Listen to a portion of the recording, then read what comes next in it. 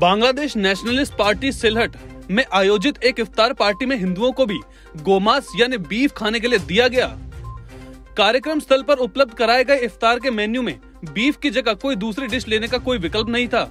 इस घटना ने सोशल मीडिया में हंगामा मचा दिया। बांग्लादेश की अखबारों की रिपोर्ट के अनुसार गुरुवार को बीएनपी की सिलहट इकाई द्वारा आयोजित इफ्तार पार्टी में कम से कम पार्टी के 20 नेताओं और हिंदू कार्यकर्ताओं ने भाग लिया। इस आयोजन में आमतौर पर मुस्लिम और अन्य समुदाय के सदस्य शामिल होते हैं।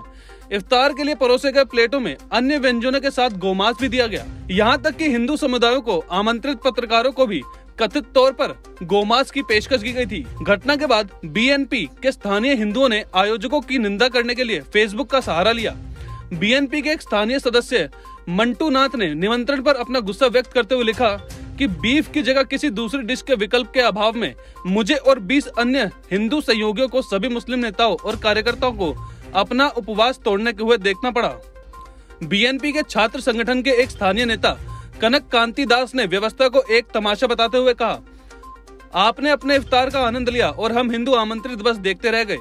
आपको बता दें कि बिना कोई माफी मांगे बीएनपी सिलहट जिले के नेताओं ने बाद में इसे स्वीकार किया। स्तंभकार और एकशी पदक से सम्मानित अजय दास गुप्ता ने कहा कि जिन सैन्य शासकों ने 15 साल तक बांग्लादेश पर कब्जा किया और शासन किया, उन्होंने पाकिस्तान समर्थक जमात इस्लामी को वैध ठहराया।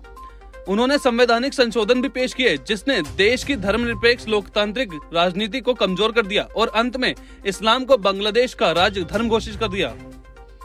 उन्होंने कहा कि बीएनपी और उनके सहयोगी जमात इस्लामी जैसी कुछ पार्टियों ने कट्टरपंथी इस्लाम के पाकिस्तान सैन्य कट्टरपंथी मॉडल को बहाल करने की कोशिश की है, लेकिन असफल रहे। बीएनपी के 2001 से लेकर 2006 के कार्यकाल के दौरान पार्टी के वास्तविक नेता के रूप में तहरीक रहमान के उदय के बाद हिंदुओं के खिलाफ एक व्यवस्थित नरसंहार हुआ।